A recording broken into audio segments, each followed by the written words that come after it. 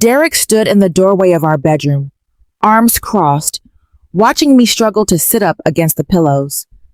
I still had the surgical brace strapped around my lower back. I still had the faint bruise from the IV line on my left hand, and he delivered the news like he was reading me a weather report. This Saturday, all 13 members of my family are staying at our house for 2 weeks. Have everything ready. I actually laughed, thinking it was a joke. Then I looked at his face. He wasn't joking. That was the moment I understood something had shifted in our marriage, and nobody had bothered to tell me. 6 days. That's how long it had been since Dr. Marsh closed the incision along my spine and told me, in that flat clinical voice doctors use when they want you to actually listen, that I needed a minimum of 4 weeks without lifting, without standing more than 15 minutes at a stretch, without climbing stairs more than once or twice a day. He'd handed me a printed sheet with the restrictions in bold.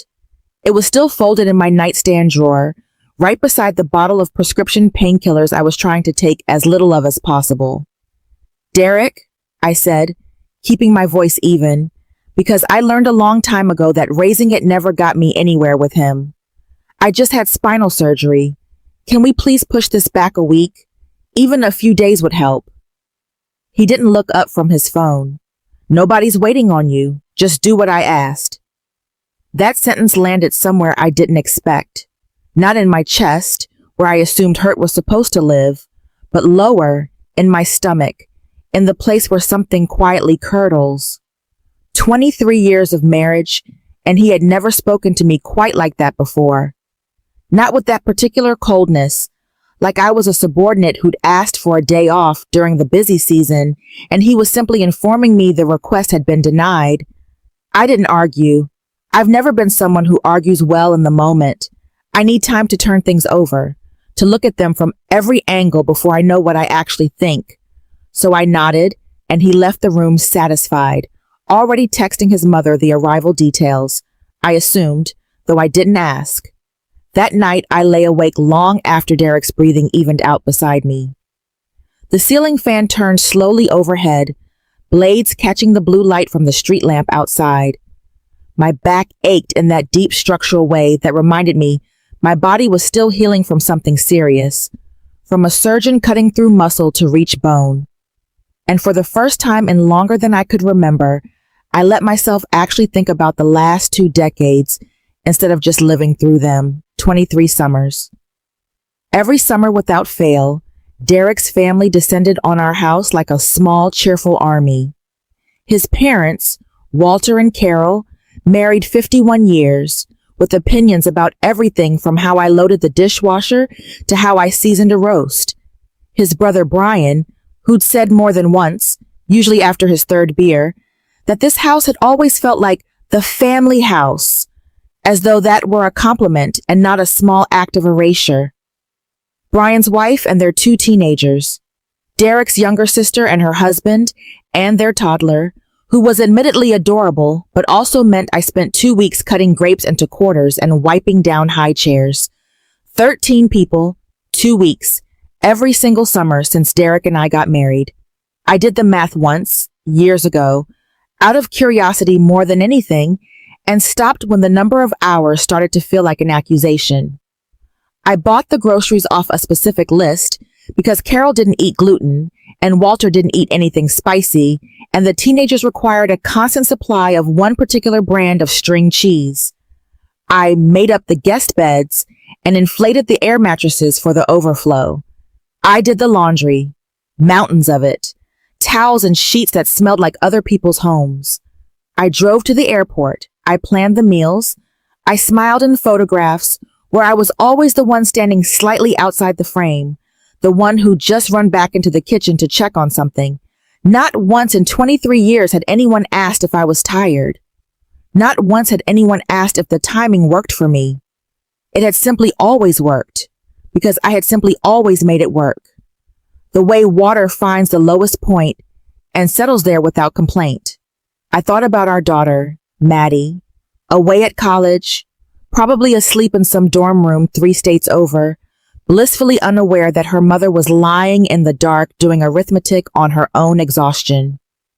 I thought about the promise I'd made to myself in the recovery room, groggy from anesthesia, that this surgery was going to be the thing that finally slowed me down, that finally made me protect myself the way I'd spent 2 decades protecting everyone else. I reached for the pill bottle, shook one out, then set it back down without taking it. I wanted my head clear. Instead, I reached past it for my laptop. I wasn't checking recipes. I wasn't building a grocery list. For the first time in my marriage, I opened the folder containing the deed to our house. The deed.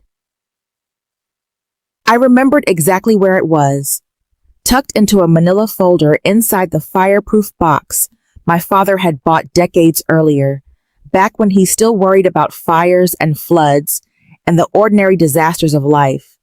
I hadn't opened that box in years.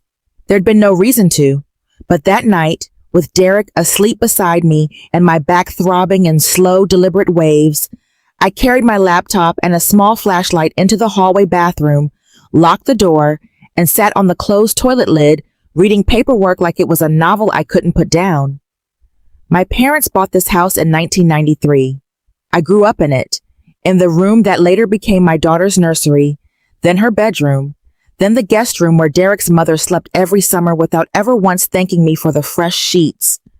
When my father passed 9 years ago, and my mother followed 2 years after him, the house came to me. Not to me and Derek. To me.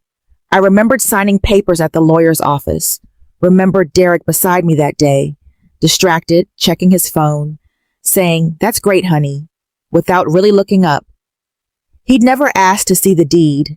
He'd never needed to. In his mind, from the day we moved our furniture back into my childhood home, it simply became our house. And somewhere in that quiet grammatical shift, my ownership had dissolved into something communal, something he felt entitled to open up to 13 relatives without asking me first. I read every page twice. The language was plain, almost startling in its clarity. Sole owner, my name, and only my name, printed beneath my father's signature and the notary's seal. I sat there in the bathroom at 1 a.m, knees pulled up awkwardly because bending still hurt, and felt something in me was settle. Not anger, exactly. Something steadier than anger. Clarity, maybe. The call the next morning, after Derek left for work, I called Paula Kensington, the attorney who'd handled my parents' estate. I hadn't spoken to her in years, but she remembered me right away. Remembered the jar of homemade jam I'd brought to her office out of gratitude after the estate closed. I told her everything. The surgery, the 13 relatives, Derek's flat refusal to even consider postponing. She listened without interrupting, the way good lawyers do, letting me talk myself all the way to the point. "Renee," she said finally, "let me ask you something. Whose name is on the deed?" "Mine," I said. "Just mine." "Then legally, you have full authority over who occupies that property and under what conditions. Your husband doesn't need to co-sign a decision about your own home. You're not asking permission, you're informing him." I sat with that for a long moment, the phone warm against my ear. "I don't want to hurt him," I said, and I meant it. Whatever else was true, I hadn't stopped loving Derek. I just didn't know anymore if he'd stopped seeing me. "This isn't about hurting anyone," Paula said, her voice softening in a way that told me she'd had this conversation with other women before, maybe many times. "You had major surgery 6 days ago. Your doctor gave you explicit restrictions. You are not obligated to host anyone, family or otherwise, while you're recovering. Setting boundaries isn't cruelty, Renee. It's the bare minimum of taking care of yourself." I wrote it down on a sticky note and pressed it to the edge of my laptop where I'd see it every time I opened the screen. We talked another 20 minutes about logistics, what I could legally do, what documentation I'd need, how to handle things cleanly without leaving room for anyone to claim I'd acted out of spite. "Paper trail," she kept saying. "Everything in writing, everything defensible." I appreciated that she never once asked me to reconsider, never once suggested I was overreacting. She treated my exhaustion as a fact, not a feeling that needed managing. The plan. I wasn't plotting revenge. I want to be honest about that, because it would be easy to tell this story as though I sat there scheming, rubbing my hands together like some cartoon villain. That wasn't it at all. I was tired and scared of my own body's limits for maybe the first time in my adult life, and I was starting slowly to understand that the house I'd grown up in, the house my father had left me, didn't have to be a place where I disappeared into service every summer. I opened a fresh document and began making a list. Not a grocery list, not a cleaning schedule, a plan. By Thursday, I had 3 phone calls scheduled, and I made every one of them from the quiet of my car, parked in the pharmacy lot 2 miles from the house, seat reclined just enough to keep the pressure off my lower back. I didn't want Derek walking past and overhearing, not because I was hiding anything illegal. Paula had been very clear that everything I was about to do was well within my rights, but because I needed to finish building it before he had the chance to talk me out of it, in that particular tone he used when he wanted something and had decided my resistance was just a formality to be waited out. The first call was to a company called Somerset Restoration, an interior renovation outfit that handled everything from water damage to full remodels. I told the woman on the phone, brisk, efficient, named Denise, that I needed a full interior assessment and restoration.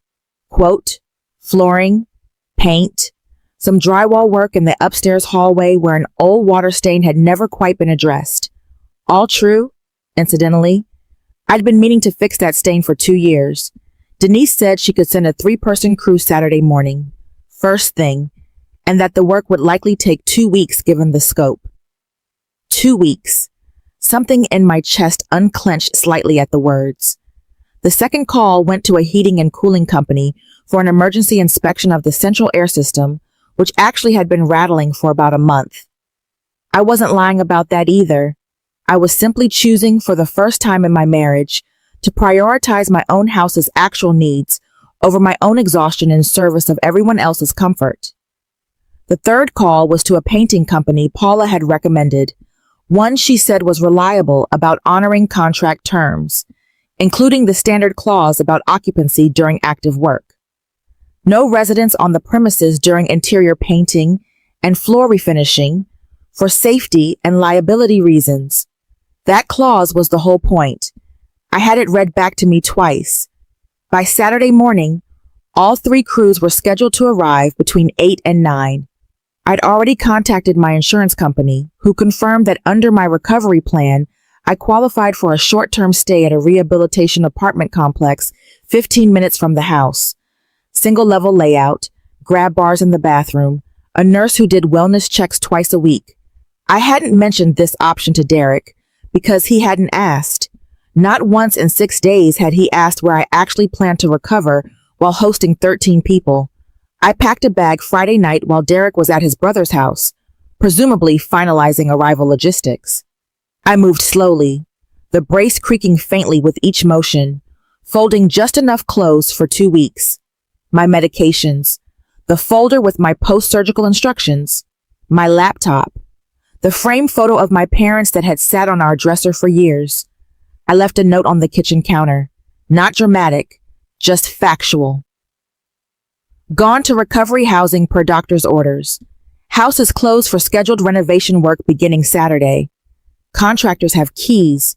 Please don't interfere with their schedule. It's a liability issue with the insurance. I drove myself to the rehab apartment Friday night, wincing every time I hit a pothole, and slept better than I had in 6 days. The signs on the door Saturday morning, I wasn't there to see it, but Derek told me about it later in pieces, and I've stitched the account together from what he, and eventually Carol, admitted. 3 SUVs pulled into our driveway around 10 that morning, packed with suitcases, coolers, folding beach chairs, one cooler specifically for the seafood Brian's wife insisted on bringing every year. 13 people spilled out onto the lawn, already chattering about who'd sleep where. And there, Taped to the front door at eye level were two printed signs, laminated so they wouldn't curl in the humidity. Home closed for renovation. No occupancy until further notice. Per contractor and insurance requirements. Behind the signs, through the front windows, they could see the crew already inside. A man in coveralls sanding down the hallway floor, plastic sheeting draped over the living room furniture, the unmistakable chemical smell of primer seeping out through the screen door. Derek later admitted he'd tried, uselessly, to pry the door open. He stood on the porch, according to Carol, for what she described as a very long time, just staring at the sign like it might rearrange itself into something that made sense. Denise's crew foreman came to the door, polite but firm, and explained that the property was under an active service contract prohibiting occupancy during the work. Standard liability protocol. Nothing personal, sir. Just company policy and the terms of the agreement. Derek called me 4 times before I even turned my phone back on. When I finally did, sitting on the edge of the narrow bed in my rehab apartment, I watched the missed call notifications stack up on the screen, one after another, like something building toward a wave. I didn't feel triumphant. I felt mostly a strange, unfamiliar calm. The particular quiet of a woman who has, for the first time in 2 decades, made a decision entirely for herself and is bracing gently for what comes next. I let the 4th call go to voicemail before I finally picked up on the 5th. What did you do? No greeting. No how are you feeling? Just that, dropped on the table between us like an accusation. I kept my voice level, the way I practiced in my head more than once over the past few days. Exactly what my surgeon asked me to do. Derek, I'm recovering from major surgery. I can't host 13 people right now. I told you that. You said nobody was waiting. Derek, my parents are standing on the porch. Brian's kids are asking why we can't go inside. Do you understand what you've done? I understand I hired a licensed contractor to do work my house has needed for 2 years, I said. I understand my insurance is covering my recovery housing. I understand I told you 6 days ago that I needed you to postpone this trip, and you told me nobody was waiting. Silence on the line, longer than it probably was. Then he hung up. Carol called next, and I almost didn't answer, but some old habit of politeness, or maybe just curiosity, made me pick up. Her voice was tight with the particular fury of a woman used to getting her way through sheer persistence. Do you have any idea how humiliating this is? We drove 6 hours. The children are exhausted. This is completely selfish of you, Renee. Completely. She caught herself before finishing the word, but I heard the shape of it in her throat anyway. Selfish. As though a woman 6 days out from spinal surgery asking not to host a house full of relatives was the height of selfishness, and not the years she'd spent accepting my labor as though it were simply weather, simply something that happened rather than something I did. I didn't argue with her. I'd learned over 2 decades that arguing with Carol was like trying to hold water in your hands. The more you gripped, the faster it slipped through.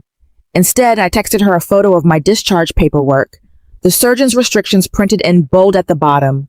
No lifting over 10 pounds. No standing longer than 15 minutes. Minimum 4 weeks recovery. Then simply, this is why. I hope you all find comfortable arrangements. I turned my phone face down on the nightstand and didn't look at it again that day. Walter's voicemail came through that evening, booming even through the phone's tinny speaker. Something about how I'd made the whole family look foolish.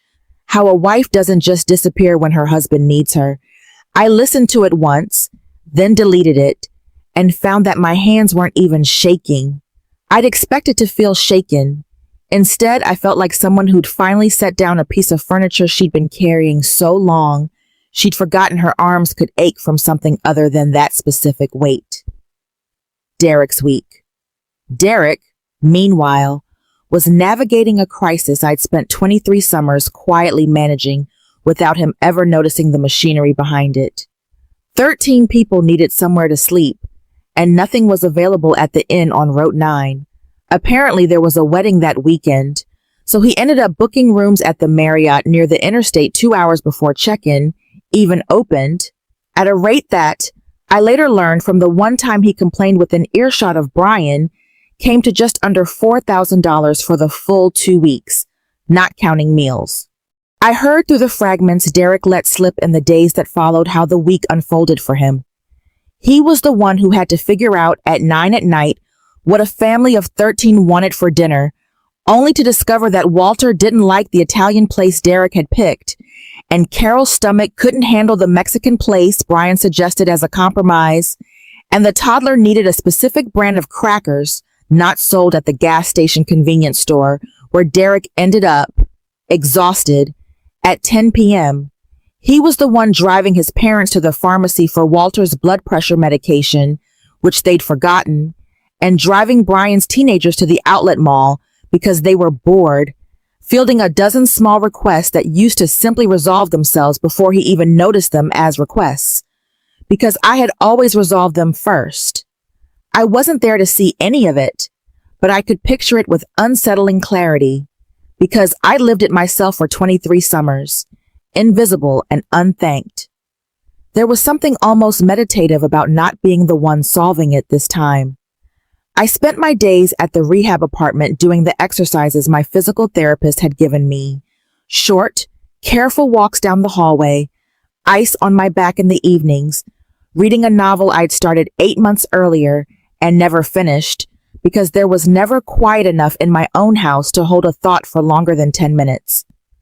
On the third night, I lay on the narrow bed, listening to the hum of the air conditioner, and I let myself feel, for the first time without guilt trailing behind it, something close to peace.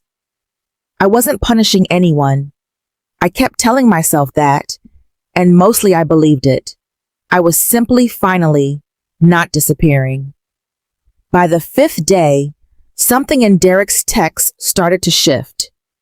The first 2 days had been all accusation, capital letters, exclamation points, a barely restrained fury I recognized from the rare arguments we'd had over the years, always about money or his mother, never about me. But by Wednesday, the tone changed. Long day, he texted, no punctuation, no complaint attached, just those 2 flat words at 11 at night. Thursday, Mom wants steak for dinner, but Dad says no red meat since his cholesterol appointment. Can't win. I didn't respond to either. I wasn't trying to be cruel. I simply didn't have an answer for him yet, and I stopped believing it was my job to always have one. By the end of that first week, I heard from Maddie, who'd apparently gotten an earful from her grandmother and called sounding more amused than alarmed. "Mom," she said, laughing into the phone, "Grandma Carol called asking if I could talk some sense into you. I told her you just had spine surgery, and she should probably talk some sense into herself." I laughed, too. The first real laugh I'd had in nearly a week, and something in my chest loosened at the sound of my daughter defending me without my even asking. Derek called on the 6th day, and this time his voice sounded different, worn down at the edges, none of the sharpness from that first call. "The kids are cranky. Mom's complaining the hotel pillows are too firm. Dad wants to know why we can't just stay at Brian's place instead, and Brian says his house isn't big enough, which, Renee, it's not big enough for 4 people, let alone 13, but somehow our house was always supposed to be." He stopped himself, like he'd surprised himself by saying it out loud. "I've been doing the grocery runs every morning. Mom has an opinion about literally every single item. I didn't realize how much—" He didn't finish the sentence. I didn't finish it for him. The spreadsheet. That was the moment I opened the spreadsheet I'd kept for 16 years. I want to explain what that spreadsheet was, because it wasn't born out of bitterness, not originally.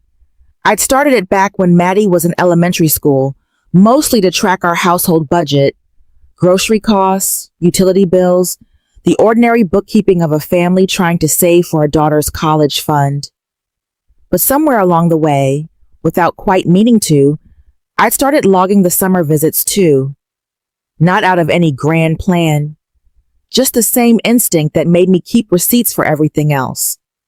Groceries during the 2-week visits, always noticeably higher than our normal weeks. The spike in the water and electric bills every July. The cost of the air mattresses we'd replaced twice because the teenagers punctured them. The new mattress in the guest room after Walter's back trouble required something firmer. The rental car we'd covered one year when Brian's transmission gave out mid-visit and he just needed a little help getting back on his feet. The airfare we'd quietly paid for Carol and Walter 3 separate times when their retirement account, as Walter put it, was a little tight that year. I sat at the small kitchen table in my rehab apartment and added it all up slowly, carefully, the way you count something you've been avoiding counting for a long time. The number at the bottom of the column made me sit back in my chair. $197,650 over 23 years. Groceries, utilities, repairs, mattresses, the rental car, the airfare, the endless small accommodations that had never once reciprocated, never once even been acknowledged as a cost rather than an obligation. I didn't cry, though I thought I might. Instead, I felt something colder and clearer settle over me. The same sensation I imagine a surgeon must feel studying an X-ray before an operation. Not anger exactly, but a kind of precise, unemotional clarity about the shape of the problem in front of her. I thought about Derek's voice on the phone that afternoon, worn thin after less than a week of doing what I'd done for 2 decades without complaint. I thought about how quickly the family story about me, selfish, ungrateful, difficult, had assembled itself the moment I stopped absorbing the cost of their comfort. Nobody had asked what it cost me. Nobody had asked, not once in 23 years, whether I was tired, whether I was well, whether I wanted a summer that didn't revolve around service. I closed the laptop, and for the first time since this whole thing started, I began to think not about defending myself, but about being seen, not through anger, through evidence. The presentation. There's a particular kind of quiet a person carries when they've decided, finally, to stop explaining themselves and simply show the math instead. I spent the final days of my 2 weeks preparing something I'd never made before in my life, a presentation about my own marriage. It felt strange, sitting at that small kitchen table with my laptop and a stack of printer paper I'd bought at the drugstore down the street, formatting years of receipts and bank statements into something that could be read at a glance, the way you'd prepare a report for a boardroom rather than a family. But that's essentially what it had become. 23 years of unpaid, unacknowledged labor laid out in black and white. I titled the cover page simply, 23 Years of Hospitality. Underneath, in smaller text, the total, $197,650. Then, page by page, the breakdown. Year by year, groceries during summer visits itemized against our normal monthly averages. The spike in utilities every July, circled in red. The replacement air mattresses, the guest room mattress, the rental car, the 3 years of airfare for Walter and Carol. I included photographs too, ones I'd taken over the years without any particular purpose beyond documentation. Carol in the kitchen I'd stocked, Walter asleep in the recliner I'd bought specifically because his back needed the support. The receipts themselves, scanned and dated, undeniable. I called Derek on what would have been the last day of the visit and asked him to gather everyone at the house that evening. The renovation crew had finished 2 days early, the floors gleaming, the hallway wall finally free of its water stain, the air conditioning running quiet and even for the first time in months. He agreed, sounding cautious, maybe even relieved that I was finally engaging again after 2 weeks of near silence.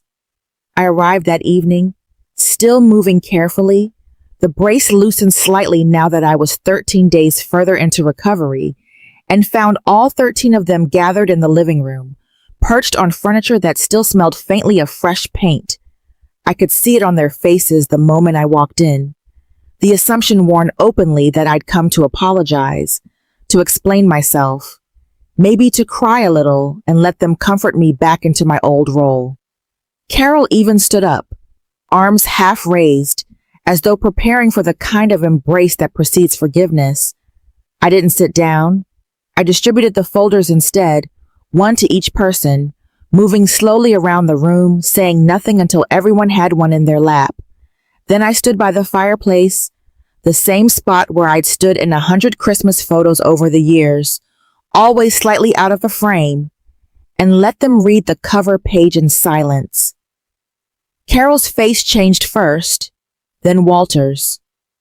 Brian flipped through the pages faster than the others, jaw tightening with each one landing on the photograph of the rental car receipt from the year his transmission failed. "Can anyone name one vacation?" I said, my voice steady, quieter than I expected it to come out, "where I was treated like a guest instead of the maid?" Nobody answered. The room had gone completely still, the kind of stillness that has weight to it. "Can anyone remember," I continued, asking whether I was healthy enough, or rested enough, or simply willing, before inviting yourselves into my home for 2 weeks at a time, every single summer, for 23 years? Still nothing. Derek sat on the arm of the sofa, staring down at his own folder, and I watched something happen in his face I hadn't seen in a long time. Not defensiveness. Not the reflexive loyalty to his family I'd grown so used to. Something closer to recognition. "I'm not asking for the money back," I said, and I meant it. "I'm not interested in being repaid. I kept this because somewhere along the way, I stopped being able to trust my own sense of what was fair. I needed to see it written down to believe it myself." I looked at Carol specifically because I think some part of me needed her, of all of them, to understand. I have loved having this family in my life. I have never once loved being invisible in my own house. Walter cleared his throat like he might say something, but nothing came out. Brian closed his folder and set it on the coffee table, his ears red. Carol sat back down slowly, the folder still open on her lap to the photograph of herself in my kitchen, and for the first time since I'd known her, she looked less like a woman preparing an argument and more like a woman confronting an accounting she hadn't expected to face. I didn't wait for an apology that evening. I didn't think one was coming, not yet, and I'd stopped needing it to arrive on any particular schedule. I simply gathered my things, told Derek I'd see him at home once the paint smell cleared from the guest room, and drove myself back to the rehab apartment for one more night, the folder of my own labor sitting, finally, in someone else's hands instead of mine. Coming home. I moved back into the house 12 days after I'd left it, walking through rooms that smelled faintly of fresh paint instead of the usual chaos of a family visit winding down. The hallway floor gleamed under new varnish. The air conditioning hummed evenly, no more rattling.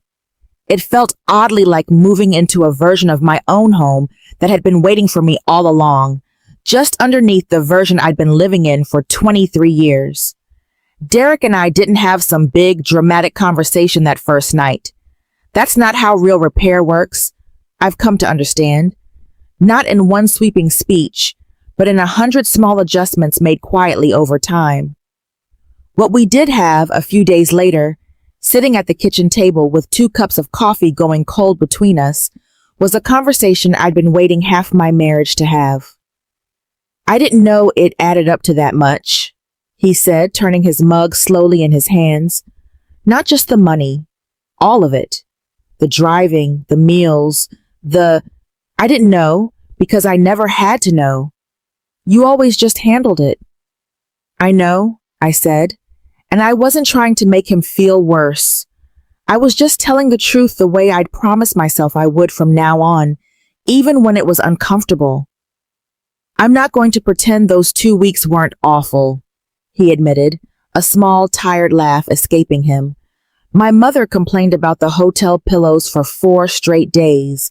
I don't think I slept more than 5 hours a night the entire time. He looked up at me, something more honest in his face than I'd seen from him in years. But I understand now. I actually understand, Renee. I don't think I ever really did before. We agreed that week on something we should have agreed on years earlier. No more open door policy. No more assuming the house belonged to whoever wanted it, whenever they wanted it. Any future visit, from his family or mine, though my side had always been smaller, quieter, easier, would require both of our agreement in advance, and would come with clear expectations. Guests would help with groceries. Guests would clean up after themselves. Guests would not treat me as staff simply because I happened to know where everything was kept. The test. The real test came about 7 weeks later at a smaller family dinner. Just Derek's parents this time, invited properly, with 2 weeks' notice and an explicit conversation beforehand about what the visit would look like. Walter arrived stiff and formal, clearly still smarting from the folder I'd handed him, and made a point of complimenting the renovated hallway in a tone that suggested he was trying very hard to find something safe to say.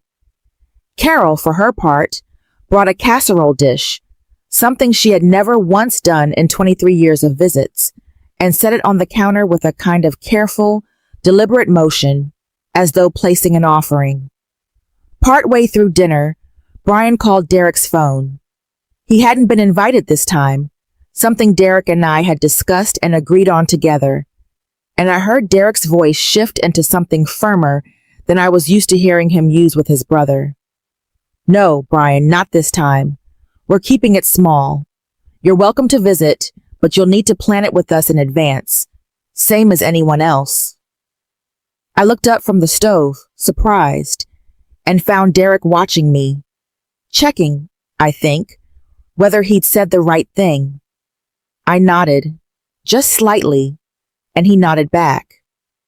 Later that evening, after his parents left, Walter paused at the door and said gruffly, not quite looking at me, "House looks good, the floor." It wasn't an apology. It wasn't even close to one. But it was Walter Hensley acknowledging something out loud that he'd have once considered beneath him to notice, and I decided to let that be enough for now. It was Derek, though, who surprised me most. A few nights later, I overheard him in the kitchen on the phone with his father, his voice calm but unmistakably firm. "Dad, I need you to understand something. This is Renee's home, too. If we're being precise about it, it was her home before it was ever mine. I should have remembered that years ago, and I didn't, and that's on me, not her." A pause, Walter's voice rumbling indistinctly on the other end. "I'm not arguing about it anymore," Derek said simply. "That's just how it's going to be." I stood in the doorway with a dish towel in my hands, listening to my husband defend me to his father for what might have been the first time in our entire marriage, and I felt something settle in my chest that had been unsettled for longer than I'd realized. October. Months passed. Autumn came, and with it the ordinary rhythms of our life. Maddie home for a long weekend, the leaves turning along our street, my back finally fully healed, the brace long since packed away in the closet. Then, one Tuesday evening in October, my phone rang. It was Carol. I almost didn't answer, out of old habit more than anything, but I did, and her voice when it came was different than I expected, smaller, almost tentative. Nothing like the commanding tone I'd known for 2 decades. "Renee," she said, "I was wondering, would next Saturday be a good time to visit? Just for the afternoon. I'd call ahead, of course, and bring something for lunch, if that's all right with you." I smiled, standing alone in my kitchen, the late afternoon light coming gold through the window over the sink. It wasn't an apology. Carol Hensley, I suspected, would never quite manage the words themselves, But it was something I'd waited 23 years to hear. A woman who had once treated my home as a birthright, now asking gently, humbly, if she might be allowed to knock. Saturday would be lovely, Carol, I said. I'll see you then. If you've ever felt invisible in your own home, if you've ever given so much of yourself that people forgot to ask whether you had anything left to give, I hope this story reminded you that it's never too late to be seen.